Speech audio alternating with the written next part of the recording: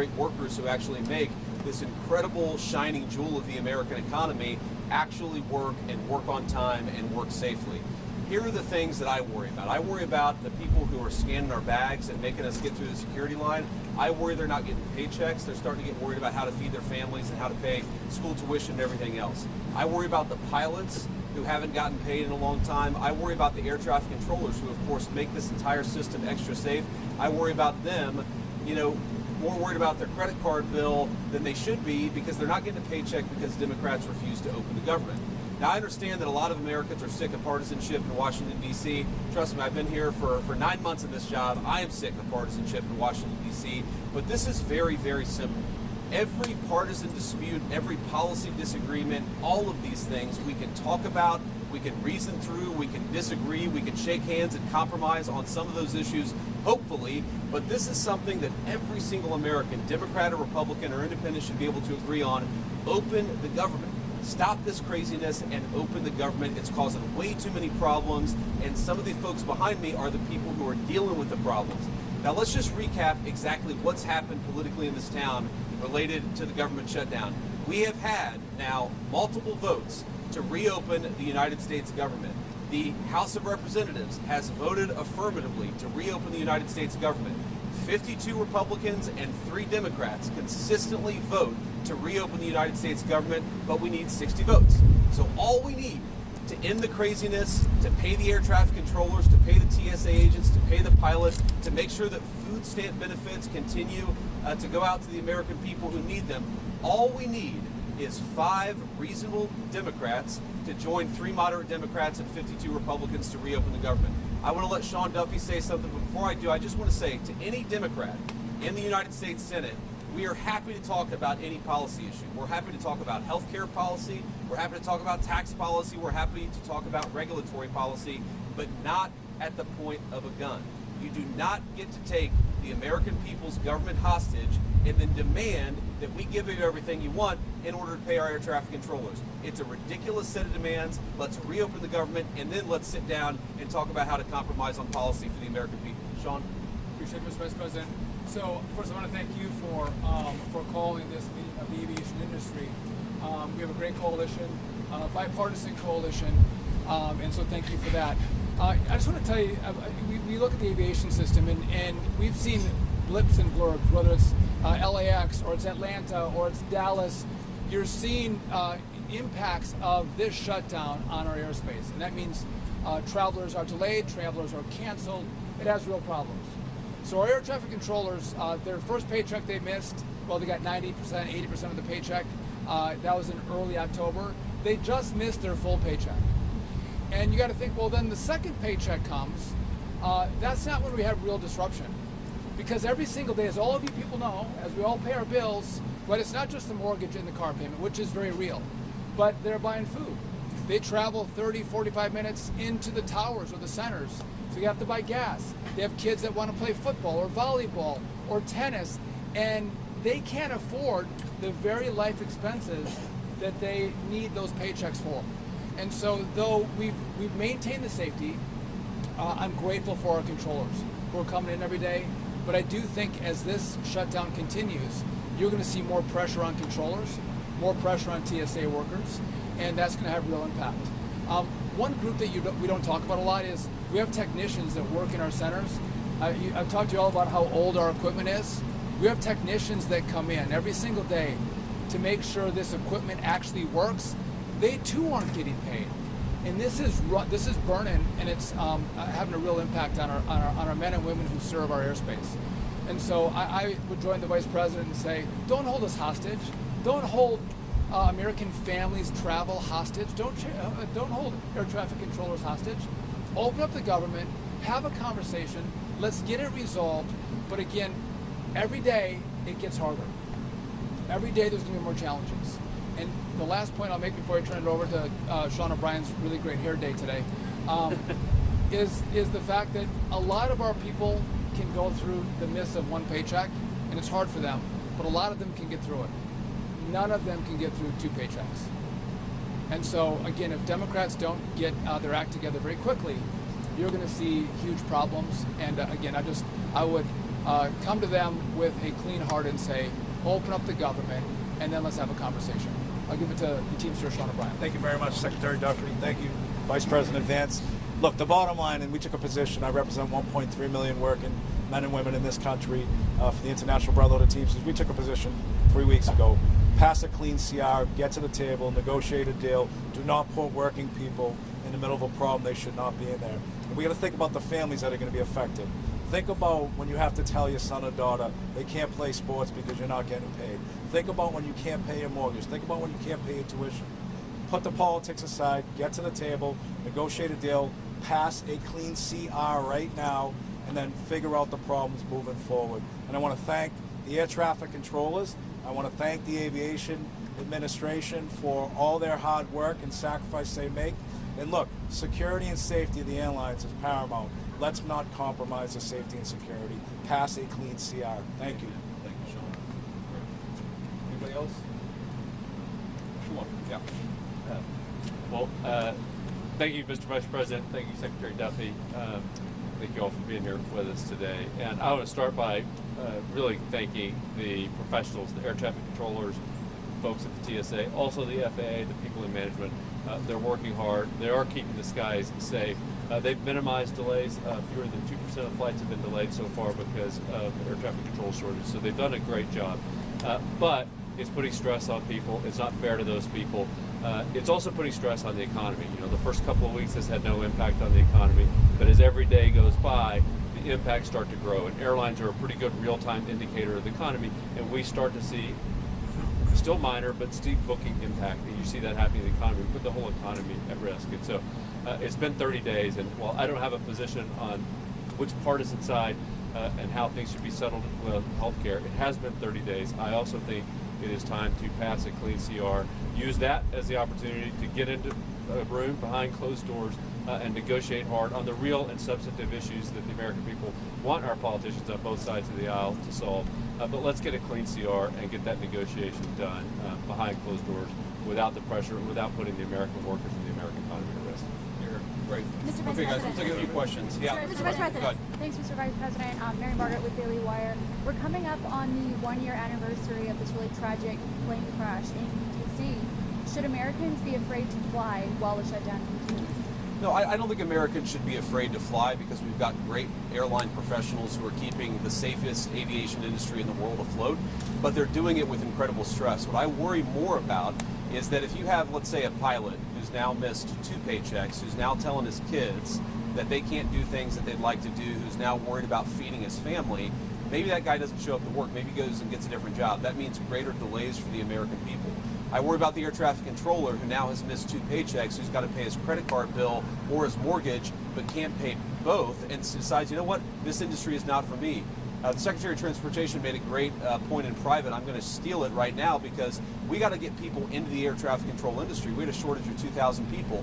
How many of those people look to the future, see the congressional Democrats can't get their act together and say, you know what, we're not going to join air traffic controlling at all, which is going to further extend the delays. I think that we have a safe system because these guys are doing heroic things in the midst of this terrible shutdown, but why do we ask them to do so much without getting paid? Why don't we pay them so that they can be happy, they can do the best job they can do, and they're not worried about feeding their families while they're doing a very important job for all of us? Mr. Vice President. Yeah. Could you let us know your understanding of the President's comments that he wants to resume nuclear testing after more than 30 years? Does he mean the warheads themselves, the distribution, the missiles, and so forth? What's your understanding of his intention?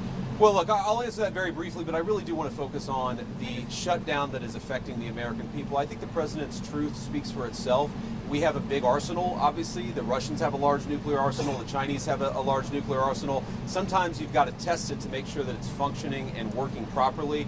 We've been working very closely, even with nations that we don't have the best relations with, to try to limit nuclear proliferation. The President's going to keep on working on that, but it's an important part of American national security to make sure that this nuclear arsenal we have actually functions properly, and that's part of a testing regime. To be clear, we know that it does work properly, but you got to keep on top of it over time, and the President just wants to make sure that we do that. Mr. Vice President, Kelly Meyer with News Nation, and my dad is a pilot, so thank you for what you're doing to keep this guy safe.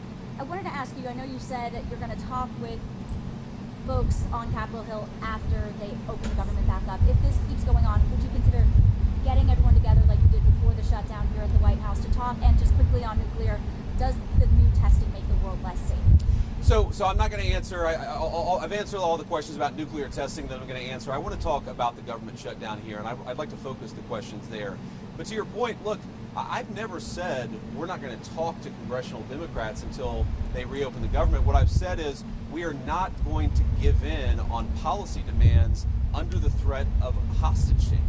I mean, if any moderate Democrat or any Democrat period from the United States Senate wants to come over, they're welcome to walk into these doors in an hour. I'm happy to talk to them about how to end the government shutdown, but it's actually very simple because there's a clean CR, as you heard from everybody, that would reopen the government.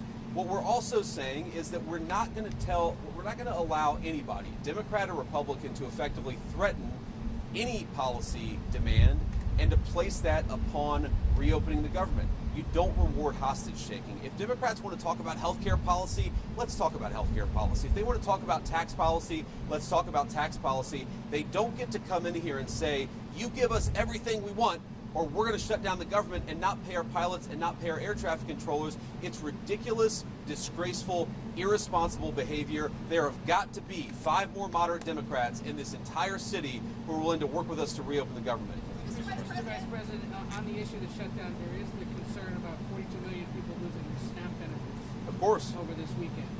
The administration's moved a lot of money around to pay troops, to pay federal law enforcement, and is telling Congress he can't move money around to pay at least some of those benefits. Why not? And would there be some push perhaps in the next 48 hours to try to do that so Americans don't go hungry? Well, here's the problem. If you go back to previous government shutdowns, what has happened is that sometimes the president has tried to make the shutdown as painful as possible on the American people. I give the President of the United States great credit and the entire team for trying to make this as painless as possible. The Democrats are acting irresponsibly. He doesn't want the American people to suffer because of it. But look, right now, this government, this administration, we're like guys running around, with a leak in a damn wall, trying to plug it with bubble gum. And we plug one spot with bubble gum, and we plug another spot with bubble gum, and we plug another spot with bubble gum. Why don't the Democrats just stop this entire charade and reopen the government so that we don't have to try to make this thing work on a shoestring budget, which is what we're trying to do. The unfortunate reality, and we're starting to see this with our aviation industry, we're going to find out the hard way with SNAP benefits. The American people are already suffering, and the suffering is going to get a lot worse. Not because the President of the United States has failed to make the shutdown painless. He's tried to do everything that he can to make it as unpainless as possible. The reason that pain is coming and the reason it's building is because we're not passing the clean bill to reopen the government. It's a very easy thing to do. So you're not... Thank you, Mr. Vice President. I'm Monica Page with Frontlines Turning Point USA. On the government shutdown, of course, we're approaching Thanksgiving, we're approaching the holidays. What could travel look like, if the Democrats don't open the government in time? So I'm going to let our great Secretary of Transportation answer this question. Look, it could be a disaster. It really could be. Because at that point, you're talking about people have missed 3 paychecks. They've missed 4 paychecks. How many of them are not going to show up for work? You take the TSA lines that are already too long, even right now, and say half of those people don't show up for work.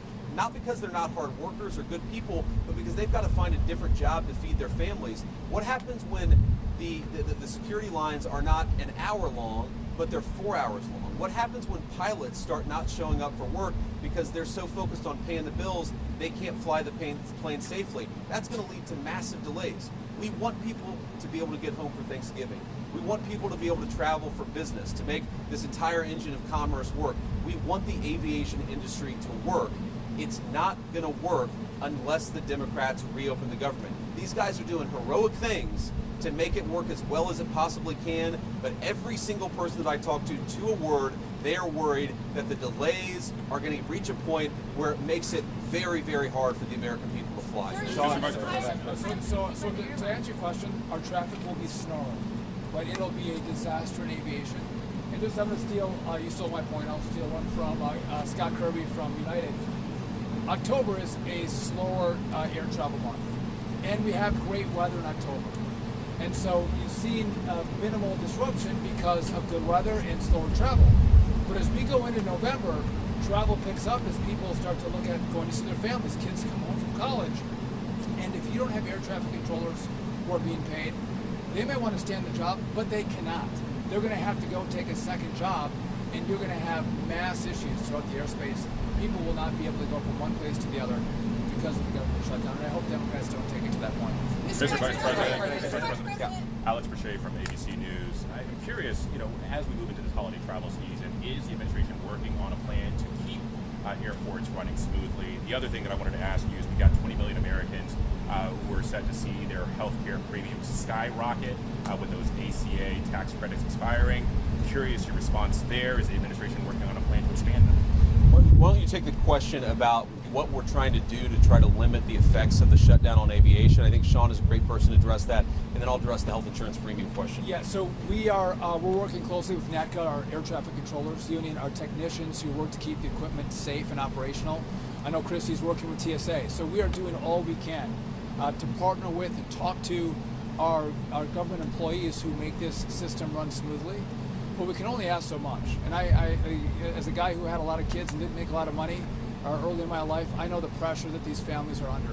And by the way, think when these families go home, the fights that are had over the fact that you don't have money for basketball this season, the family strife that happens because they don't have money coming in the door is very, very real. So we are doing all we can to work with our partners to keep things running smoothly.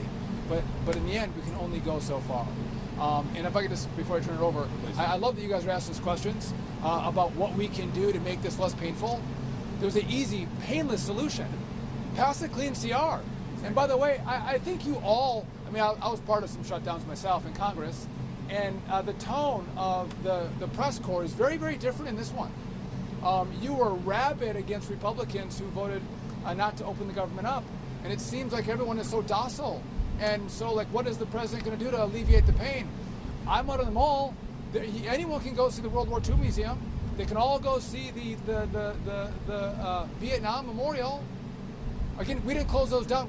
This administration is doing everything they can to alleviate the pain on the American people. Go back to Barack Obama. He did everything he could to shut down parks and memorials across this city. And so, again, it's an easy answer. Go ask the Democrats that question.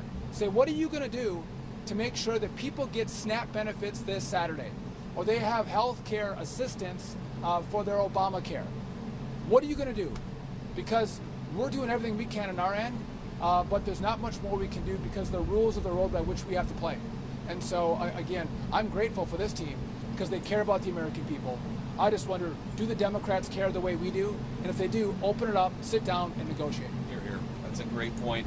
I want to ask the question about health insurance premiums because, look, we don't want the American people's health insurance premiums to go up. We're very worried about this. The president's been talking about this since before we even took office, that we're inheriting a healthcare system that has suffered some real problems under the Biden administration. Because of that, you're seeing health insurance premiums skyrocket. Now, here is our very simple proposal to the Democrats. Let's sit down and come to a compromise and work it out. And you know what the Democrats' response to that is?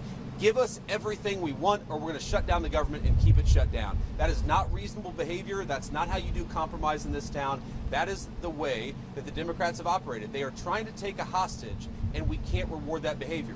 If we do that, if we say, yes, of course, we'll give you everything that you want if you reopen the government, you know what's going to happen? In 3 months, they're going to come back to the administration, and they're again going to say, we're going to shut down the aviation industry. We're going to deny people SNAP benefits unless you give us exactly what you want. That's how a child behaves. That is not how a responsible governing party behaves in the United States of America.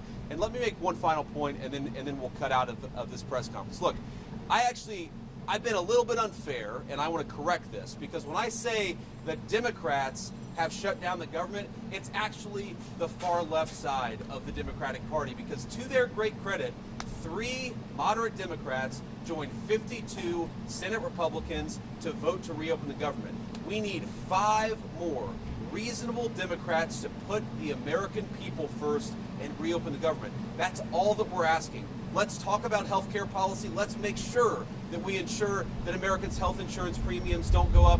We want that, and we're willing to work with people for it, but they've got to reopen the government first.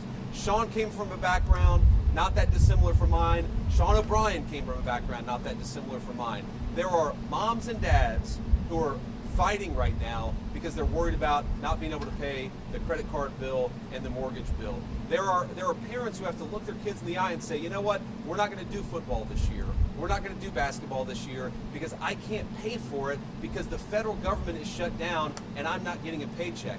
Do we want those people who keep the aviation system running to not be able to feed their families, to not be able to pay for some of the things that make life worth living? The answer to that question is absolutely. We want them to be able to afford a good life. The only way for that to happen is to reopen the government. It'll be good for those who fly. It'll be good for those who work in the aviation industry. It'll be good for the whole country. Just do the common sense thing, Democrats. Reopen the government. We need 5 Senate Democrats to join us. I hope that they will. Thank you, guys. Democrats. One next question.